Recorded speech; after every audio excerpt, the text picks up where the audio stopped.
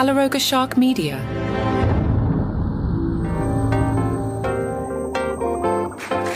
Hey there, Shane Gillis crushed it. Hi, I'm Johnny Mack with your daily comedy news. I will do the late night stuff tomorrow instead of the usual Friday because I really want to cover this Shane stuff. I thought he was fantastic.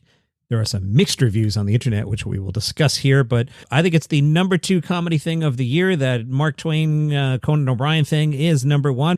But Shane's monologue here, fantastic. Now, understand the crowd. You've got a bunch of famous athletes who are, trying to act like they're Hollywood, and you can see the vibe is, should we laugh at that? Or are we allowed to laugh at that? Yes, laugh at it. It's funny. Got a bunch of clips for you. Let's start with the political material. Here's Shane Gillis discussing the news of the week. Donald Trump wants to stage a UFC fight on the White House lawn. The last time he staged a fight in D.C., Mike Pence almost died. All right. No, you don't have to do that. It was fine. I didn't write it. Actually, there was supposed to be an Epstein joke here, but as it got deleted. Must have probably deleted itself, right? Probably never existed, actually. Let's move on as a country and ignore that. All right, that's very, very funny. Come on, everybody, lighten up. Here in this next clip, Shane kind of loses the crowd with a very solid Shedeur Sanders joke that's, not for nothing, on point. Then in the second half, Shane, it reminds me of Letterman or maybe even Carson on a night where Johnny Carson knew that the monologue wasn't quite working, but he would win the crowd over by almost switching to the audience's side, going, yeah, I know these jokes are bad, but let's just roll with it. You can hear Shane shift gears here. I don't think he nailed it. And there's 2 jokes about Caitlin Clark. In this segment, I'll play the first joke about Caitlin Clark, which is a home run joke. You people need to lighten up. Shedeur Sanders had his jersey number retired at Colorado this year, and people are saying it's because of nepotism, because of his father, and it's not. It's because he went 13-12 over his career, and he almost won the Alamo Bowl. Definitely not nepotism, right? All right. It's a big year for the WNBA. I love Caitlin Clark. Yeah, hell yeah. Caitlin Clark, she and I have a lot in common. We're both whites from the Midwest who have nailed a bunch of threes. And here's the second Caitlin Clark joke. This one's sourced from Better Audio, and this one seems to have people in a little kerfluffle. When Caitlin Clark retires from the WNBA, she's going to work at a Waffle House so she can continue doing what she loves most, fist-fighting black women.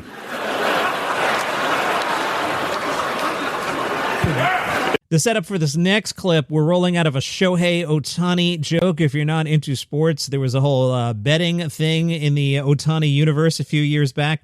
So that's the setup into this joke, and I won't spoil where it's heading, but it's solid. Pitcher, hitter, and bookie. A bookie is what Bill Belichick reads to his girlfriend before bedtime.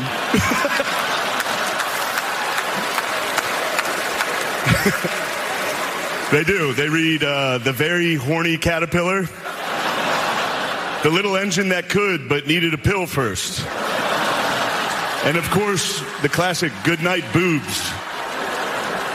That was my favorite one. Also, I'm not trashing Bill Belichick. First off, he's 73 years old and he's dating a hot 24-year-old, and people are criticizing him? What happened to this country? We used to be a great country. He won 6 Super Bowls. Yeah, he's dating a hot 24-year-old. Maybe if you guys won 6 Super Bowls, you wouldn't be sitting next to a fat, ugly dog wife.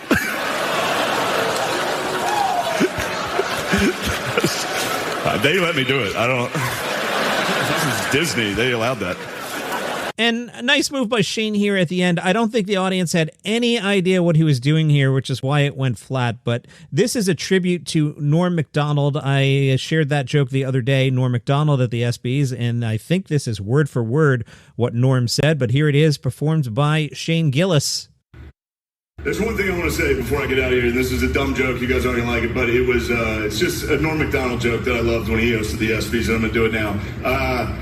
Travis Hunter won the Heisman Trophy this year. He's the first defensive player since Charles Woodson to win the Heisman. Congratulations, Travis Hunter, winning the Heisman. That's something they can never take away from you, unless you kill your wife and a waiter. In which case, they can take that away from you. Well, see, a lot of you don't like me, and that's okay. Okay, if you listen to this podcast, you're probably some sort of comedy fan. You've heard the jokes. What did you think? Pretty good, no? Well, let's look at the reviews. From People magazine, Shane Gillis struggles for laughs in 2025 ESPYs monologue as he mocks Simone Biles, Jordan Hudson. Some crowd members booed as Gillis struggled through his ESPYs monologue, telling the crowd at one point to lighten up. I think I have that clip. We will get to it. The controversial comedian, again with that. What is he controversial for? For the SNL thing? How many years ago is that now? I got news for everybody. Shane Gillis has arrived. Shane Gillis is super popular. You can keep writing controversial in your articles because everyone else is writing that, but Shane Gillis has arrived. The controversial comedian, 37, who hosted Saturday Night Live in March, took to the stage, blah, blah, blah. But largely, Gillis's performance appeared to fall flat at one point. Several crowd members booed from the mezzanine. At another point, the comedian defended a joke that didn't land by saying, I didn't write it. That's just a comedy move. Relax, relax. It's an award show. USA Today headline, Caitlin Clark jokes during Shane Gillis' ESPYs monologue met with mixed reactions. As Shane said, lighten up a little. It's not serious. Awful Announcing reports that the monologue didn't go over well with former ESPN reporter Sarah Spain. Apparently on social media, Sarah wrote, in a year of crazy growth for women's sports, choosing an ESPYs host who doesn't even try to make clever jokes about women athletes. He at least attempted for the men. He goes with hacky, no one knows the WNBA bits. Okay, you want to go there and say it's hacky to say nobody knows the WNBA? Here's Shane Gillis. Four-time WNBA All-Star Brittany Hicks is here. Give it up for Brittany, everybody. I'm joking around. That's my friend's wife. I knew none of you knew WNBA players. That's crazy. You clap for that. Boy, four-time All-Star. Brittany Hicks got a big ovation there. Too bad she doesn't exist. The woman that was shown on camera is the wife of Matt McCusker. As for the, quote, drawing jeers from the balcony, I believe this is the clip. The first word here in the clip I'm going to share is upcut, is what we call it in the industry. He's talking about Joe Rogan. So if you're like, what was that first word? The first word is Rogan. Rogan actually wanted me to be here to host this award show so that I could capture Adam Silver because Joe thinks he's an alien. And Donald Trump wanted me to be here to capture Juan Soto for the same reason. It's an alien joke. Wait, who booed up there, dude? Shut up. From Pajiba.com, Shane Gillis bombed as host of the ESPYs. Dustin Rolls writes, I am not a fan of Shane Gillis for political reasons. His politics are garbage. I don't like bro humor or racist jokes, and he's an idiot. Albeit somewhat still smarter than Joe Rogan. But that's not why Shane Gillis is a bad comedian. He's a bad comedian because he has no idea how to tell a joke. Oh, you're wrong. He knows how to tell a joke. He knows how to work a room. His body language tells you that we're all just having a good time. His body language tells you these are just jokes. Lighten up, Dustin Rolls in Pajiba, who writes, Gillis doesn't know how to play to a crowd unless they're already on his side. He folds in front of a neutral audience and flat out crumbles in front of a hostile one. He lacks timing, confidence, and basic delivery skills, qualities that separate actual comedians from hacks yelling crappy punchlines into a void. Dustin, I suggest you go and watch some Johnny Carson monologues when Johnny is quote-unquote bombing. Those are his best performances, and I see that in Shane. Yes, I just compared Shane Gillis to Johnny Carson. Write it down. Dustin Rolls writes, that's why both of his Saturday Night Live monologues bombed, and like a true hack, he blamed the audience. I'm sure he'll do it again after face-planting as host of the ESPYs because once again he bombed. It wasn't just the material, though yes, the material is bad. The guy can't land a joke. He stutters. He second-guesses. He telegraphs the flop before the punchline even arrives. Say what you want about Ricky Gervais and his garbage transphobic bits. At least he delivers them with the confidence of a garbage transphobic white guy. Gillis, meanwhile, deflects blame to his writers or throws up a red flag before the joke with a meek, you're not going to like this one. No, Shane, a room full of professional athletes probably isn't going to laugh about the president deporting one of them. That's the Juan Soto joke. One groan, one boo, and his confidence shatters. Michael Che, he thrives off that energy. Gillis, he flinches. Even his rare decent line, he had one about his Epstein joke being deleted, was mangled in delivery. And when a joke actually lands, like his Caitlin Clark bit, the one with the punchline bunch of threes, he scolds the audience for not laughing more. And look, I know he idolizes Norm Macdonald, but aping Norm's material and rushing through it like you're trying to get off stage doesn't make you Norm. What are you talking about, dude? Norm's deadpan misfires, masterclasses, and comedic subversion. Gillis just bombs, shrugs, and says, well, I see a lot of people here don't like me, and that's okay. I think this is best summed up by the New York Post. I saw somebody on social media who wrote, if you were offended by Shane Gillis's ESPYs monologue, I can assure you that no one likes to hang around you. Amen. All right, let me get out the machete because I'm already long here. I just skipped two good stories, all right, but I got to get to Pete Davidson on Gossip Corner. TMZ reports Pete Davidson and girlfriend Elsie Hewitt are expecting their first baby together. Back in March, people reported that Elsie and Pete were seen on a date in Palm Beach. They were seen swimming in the ocean and sharing a smooch in the water. In May, a source told people Pete and Elsie have been living together in New York for the past few months. They're splitting their time between Pete's house in upstate New York and a brownstone they recently started renting in Brooklyn. They're so happy together and doing great. Well, we will get confirmation directly from Pete Davidson, I guess. He will be the guest on The Tonight Show on Tuesday, July 22nd. Now, Elsie Hewitt posted on Instagram, well, now everybody knows we had sex, and captioned a collection of photos that included herself, Pete Davidson, and a sonogram. Pete Davidson is not on social media these days. Pete is out promoting his new horror film, The Home, which is out on July 25th, so we'll be hearing a lot from Pete Davidson in upcoming days.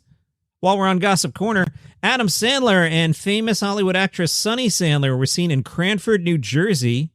Apparently, the crew from Happy Madison Productions were set up in a parking lot in Westfield, New Jersey, where Onstage Theater Camp is taking place, and some of the campers were excited that filming was taking place in a house near their own rehearsals. A nice 13-year-old young lady, her mom, and some friends decided to follow the signs from base camp to the set. The young lady said, we were just chilling on the sidewalk with like me and 10 other people maybe, and we just kind of waited there until they called for lunch, and then outside one of the houses, Adam Sandler like just came out, and everybody started freaking out. Then he came and he took someone's phone, and he took a group picture with all of us. Famous actress Sunny Sandler, who starred in You Were So Not Invited to My Bat Mitzvah, also came out and signed things for her fans. And we are now 1 week away from Happy Gilmore 2. I may have to leave the country. I mean, I'm not sure I'm going to be able to put up with a week of Adam Sandler press, especially if people are pretending that Adam Sandler comedies are good. No word yet on Happy Gilmore 2. No buzz. Meanwhile, the Naked Gun people are putting everybody out there, letting you know that's good. I'll get into that in a couple days. But the buzz on Naked Gun is really strong. The buzz on Happy Gilmore 2 and Adam Sandler comedy, I'm not hearing any. So Happy Gilmore 2 is out Friday the 25th. Reports are Netflix is taking Happy Gilmore 1 off Netflix on July 31st. So get your Happy Gilmore in while you still can. Or another way to look at it is the universe will be slightly better in August than it was in July. I mean, yeah. Veer Das, his new special is out on Netflix today. This one called Full Volume. And on Substack, W. Kamau Bell has a Substack, so do I. There's a link to mine in the show notes. Actually, I started a second one. I haven't talked about it on here. I started a second one called Daily Comedy News. And it's basically the show notes for this show. I think if you listen to me every day, honestly, you don't need to subscribe to that Substack. I'm doing that to try and get more people in by using the Substack engine and embedding the show. But if you listen to me every day, you really don't need to subscribe to that one. But my one called Media Thoughts, you may want to subscribe to that. Anyway, on Substack, W. Kamau Bell, this spoke to me. I even commented that it spoke to me, and I got a thumbs up from Kamau back. He wrote, in New York City with my 14-year-old, teaching her the difference between a corner store, a convenience store, a drugstore, and a bodega. That speaks to me. Boy, we are long again. Remember those 2 weeks where there was nothing to talk about? And this week is all 20-minute episodes. I already recorded Sunday. Sunday's strong. Saturday is going to be strong. And I can tell you as we're quote-unquote live here, I've bumped up a couple things that are going to go into Monday. So Monday is going to be strong as well. As you're listening on Friday, hopefully I'm at the beach. That was the plan because I can't go to the beach this weekend and the forecast was nice for today. So hopefully I'm out there somewhere not recording a podcast. No offense. Now, I'm trying to tell you what's at Just for Laughs tonight. New owners, you got to make it easier to sort the website by date. The only way I seem to be able to do that is to go into pretending I'm buying tickets. Okay. As I pointed out before, they're doing plenty of French language shows, which I think is fantastic. But as an English language podcast, I will focus on the English language ones at 7 o'clock. The nightly culture show. Also at 7 o'clock, Best of the Fest. 8:30, The Montreal Show, hosted by Ava Alexa. Guessing that is local comedians. Again, because I'm on the ticket website, I can't click. You guys had this, the previous owners had this a little better, not for nothing. I can't even figure out how to search for it. I'll assume it's local Montreal comedians. Another Montreal show at 10 o'clock. And another nasty show at 11:59, and Midnight Surprise at 11:59. If you are new to the festival or airline industry, you don't schedule things at 12:00 because people get confused as to what that means. AM, PM, is it today, is it tomorrow? So you either do things at 11:59 or 12:01. So that's why the 11:59 shows. It's just a lot more clear. We all understand what Friday means. Sometimes if I go, hey, let's go out Friday night and meet you at midnight, that could get wonky. So 11:59. I have looked ahead. Believe me, this is really going to pick up. I was prepping for next week because I may leave the country if they're going to put out an Adam Sandler movie. So I wanted to record some shows before I abandon y'all. So I was looking at the schedule for next week, and it's strong. In other news, the Daily Friday podcast covers all the news you'd ever want to share in a group chat with your buddies in a funny and lighthearted way, hosted by LA comedian Jack Lawler, who breaks down all the news from the week every Friday. This is not a commercial. This is a news item. So if you want to check out the Daily Friday podcast, that's a thing that exists. This weekend, the Red Skelton Museum of American Comedy is inviting fans to a weekend full of laughter and nostalgia. It is the second annual Red Skelton Comedy Convention in Vincennes. This year's theme, Clem Goes to Hooterville, celebrates rural comedy. Activities include guided bus tours of Red Skelton's hometown landmarks, film screenings, guest talks, and the 20th annual Red Skelton Shrine and Clown Parade through downtown Saturday at 11. Comedian Bob Nelson will perform Saturday night at 7:30. Ann Pratt, who's the executive director of the Red Skelton Museum, said, not as many people got to see Bob Nelson last year as I really wish could have, because he's so funny. I mean, the entire place was literally laughing. So our stomachs hurt. He's that funny. It kind of reminds you of Red Skelton. And the Great Comedy Outdoor Festival hits Edmonton this weekend in Kinsman's Park. This year's lineup includes Martin Short, Kumail Nanjiani, and Fortune Feimster. Now, website Edify Edmonton caught up with Park Ranger Donovan, who was offering a preview of what to expect. Edify was curious, what does Donovan do as the park ranger? Donovan said, I personally welcome everybody at the gate. Then I go through the park before the event, make sure everybody's happy, and answer questions. After that, I go on stage, make some jokes, and do all the housekeeping before the show starts. Then at the end of the night, I pop out of the gates again, and I thank every single person for coming to the show and hope to see them next year. He has a raccoon companion named Rudy. Donovan explains, I'm a really nice guy, but Rudy can say terrible, rude things. I wonder if that's his name. Rudy is the Great Outdoors Comedy Festival mascot, and I'm his handler, so we're like Yogi Bear and the Park Ranger. However, Rudy doesn't come out all the time, because sometimes when people get a little drunk, they get handsy, and I could take it, but Rudy can't.